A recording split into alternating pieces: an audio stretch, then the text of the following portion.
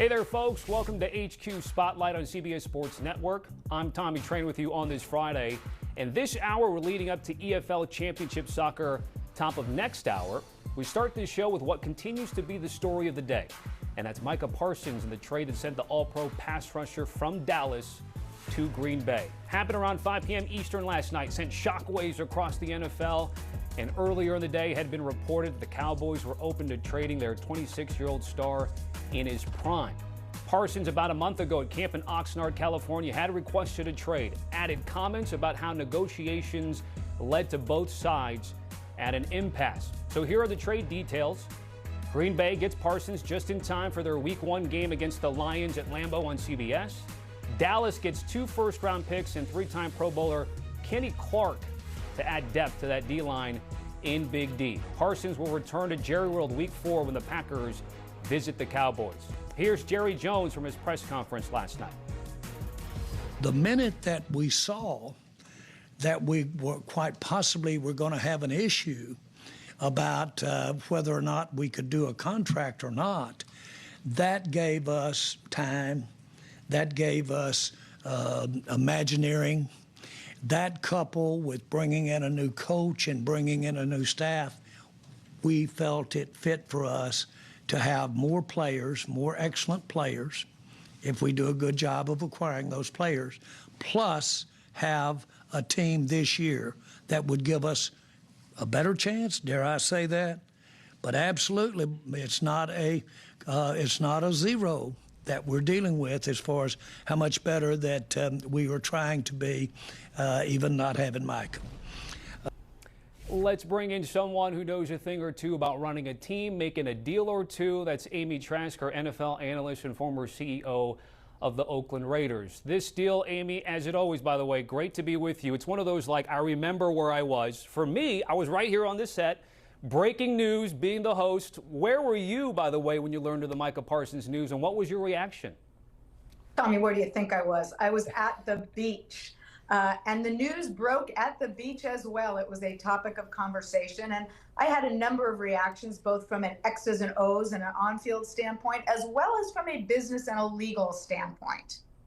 So let's talk about first the X's and O's here. What stood out to you about this particular deal with Parsons and Dallas? Well, look, I worked for a man, Al Davis, who taught me from the start of my career, the quarterback must go down, and he must go down hard. That is something Al said regularly. Well, Micah had 12 sacks last year, 14 sacks the year before, and we all know that a secondary's best friend is the pass rush, because the fiercer the pass rush, the more the quarterback is under pressure, the easier the secondary's job is. So, you know, it's interesting from an X's and O's standpoint. I don't love it. If I were with the Cowboys, if I were a Cowboy fan, I would want Micah on the field from an X's and O's standpoint.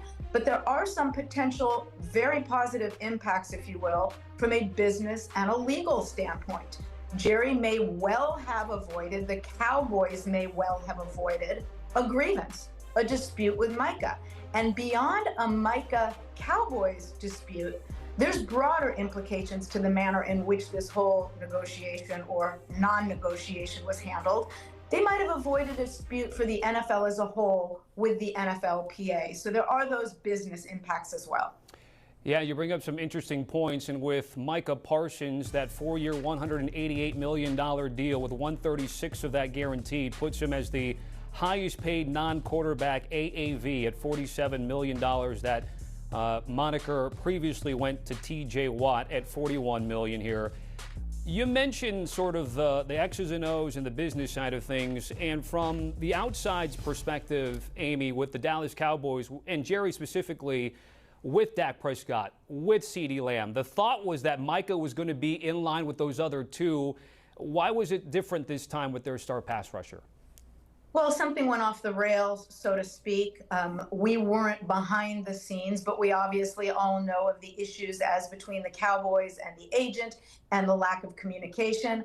I've always believed that the 4 most important words in business are communicate, cooperate, coordinate, collaborate, and it is very clear that they were doing none of that with Micah's agent. So something just went awry, and they were in a position where, as I mentioned, there could have been a grievance, there could have been a dispute with the NFLPA, and they seem to have taken a step to avoid that.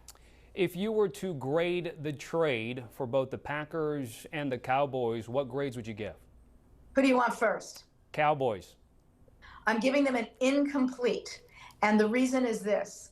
They obviously got the 2 first-round draft picks. That may work out extraordinarily well, but we don't know because the draft is far, far, far from a science. It is more of a crapshoot.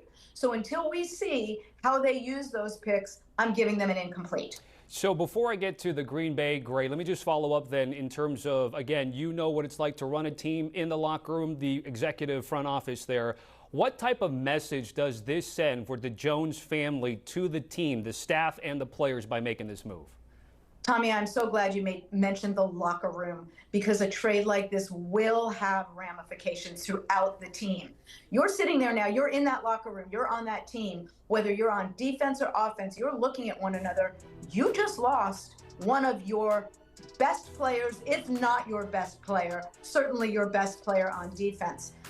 You've got a job to do. You're still going to do your job, but this does have an impact throughout the team. You know, to use an expression, it takes the wind out of your sails in that locker room. From a Green Bay perspective, what's the grade for the Packers? I'm giving them a B. It could end up as an A, but as one who never, ever, ever got an A until I was in high school, I am very, very hesitant to give out A grades. This could end up as an A. It absolutely could, but until they prove that to me, I'm giving them a B. And then this, at least to me, Amy, is a sign that Green Bay is all in by making this move, obviously giving up draft capital to find a pass rusher in his prime, a lot like Reggie White. I know Reggie White was a free agent, so it's a little bit different there, but it's not always easy to get big names to Green Bay here. So give me a sense of the all-in Super Bowl or bust, it seems like, for Matt LaFleur, Brian Gutekunst and company there in Green Bay. Well, they certainly have, and again, to use an expression, push the chips to the center of the table. But I'm not going to say all in, because as of the cut to 53, this is the 3rd year in a row that Green Bay has the youngest roster in the league. Now, that may change this year, but the last 2 years, youngest roster in the league. This year, that may be the case again. So is this a bold move? Is this a we're going for it all move? Yes. But they're also building for the future because they do have that youngest roster as of now, and Micah is young. So I think in that sense, it's a terrific trade for them because it helps them now, but it also helps them build for the future. It's funny, sort of the time, the hours after this mega trade, there's sort of Micah Parsons, Reggie White to Green Bay, some parallels. We have sort of Luka Doncic and now Micah Parsons leaving Dallas parallels. And there's also a parallel with the Policy family here with the Niners and Carmen Policy with Jerry back in the 90s, and now today with Green Bay and his son. Well, I was just with Carmen Policy about 2 weeks ago, and we talked about Ed's role with the Packers. And so I will say, and I mean this in the most complimentary manner about both Carmen and Ed, this apple has fallen close to that terrific tree, and it is life come full circle. Yeah, running back there. And it's interesting because the Niners and Cowboys rivalry in the 90s, and yet that move with Charles Haley helped Dallas win a couple of Super Bowls, and it certainly helped them out. And it was interesting to see if this time around with Green Bay, you mentioned the roster there trying to get it done. All right, Amy, certainly appreciate it. Thanks for joining us here on HQ Spotlight for everything. Always thrilled to join you. Thanks for having me. Amy Trask, the Princess of Darkness, joining us here on the show. A reminder, the countdown to Sundays, you can count on us. NFL on CBS entering its 66th year of coverage of the NFL with more than 100 regular season games and more Sunday games than any other network.